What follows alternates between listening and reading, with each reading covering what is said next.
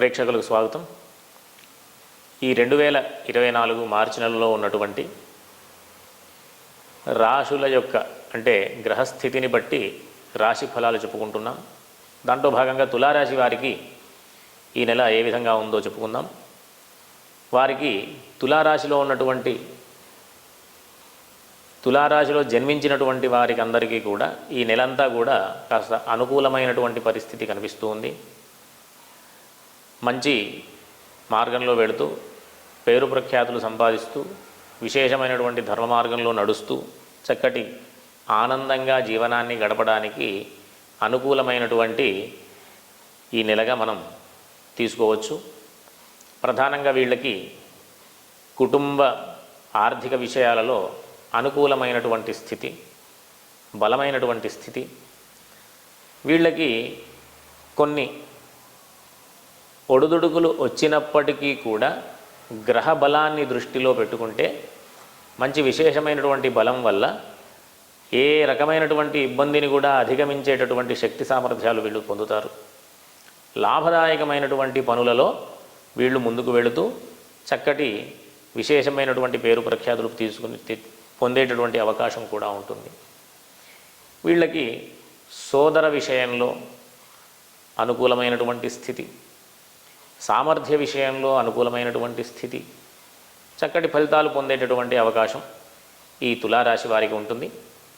ఈ మార్చి నెలలో ఉన్నటువంటి కొన్ని గ్రహ సంబంధాల వల్ల కొంత కుటుంబపరమైనటువంటి చికాకులు ఉన్నప్పటికీ కూడా దాన్ని అధిగమించేటటువంటి గ్రహస్థితి కూడా వీళ్ళకి అవకాశం ఉంది. ఈ నెలలో వృత్తి వ్యాపారాల విషయాలలో అనుకూలమైనటువంటి పరిస్థితి, రోజు రోజుకి కూడా ఉన్నటువంటి స్థితి మెరుగుపడేటటువంటి పరిస్థితి ఉంటుంది. ప్రధానంగా 16వ తేదీ నుంచి ఇంకా అనుకూలంగా ఉంటుంది.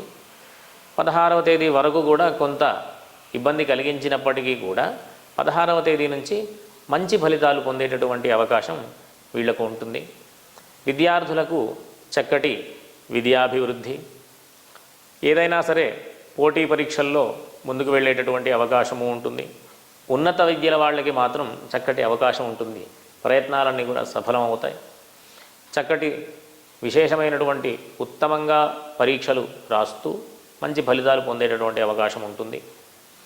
అంతేకాకుండా వీళ్ళకి శత్రు రోగ రుణాల విషయంలో అంటే శత్రువులు కూడా మిత్రులుగా మారేటటువంటి అవకాశం ఉంది.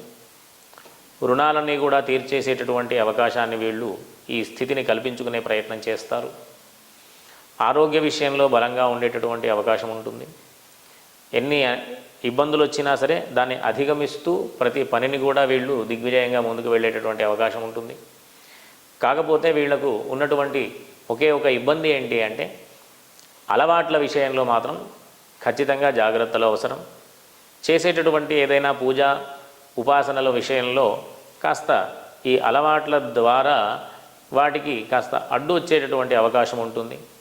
ఉపాసకులు గనక చక్కగా ఆంజనేయ స్వామికి సంబంధించి, లక్ష్మీ అమ్మవారికి సంబంధించి, సుబ్రహ్మణ్య స్వామికి సంబంధించినటువంటి స్తోత్ర పారాయణలు చేయడం ద్వారా వాళ్లకు ఉన్నటువంటి మంత్రోపదేశాలు కానీ ఉపాసనలు కానీ ఏ రకమైనటువంటి ఇబ్బందులు లేకుండా చేసేటటువంటి దీక్షలన్నీ కూడా చక్కగా దిగ్విజయంగా పూర్తి చేసేటటువంటి అవకాశాన్ని పొందుతారు.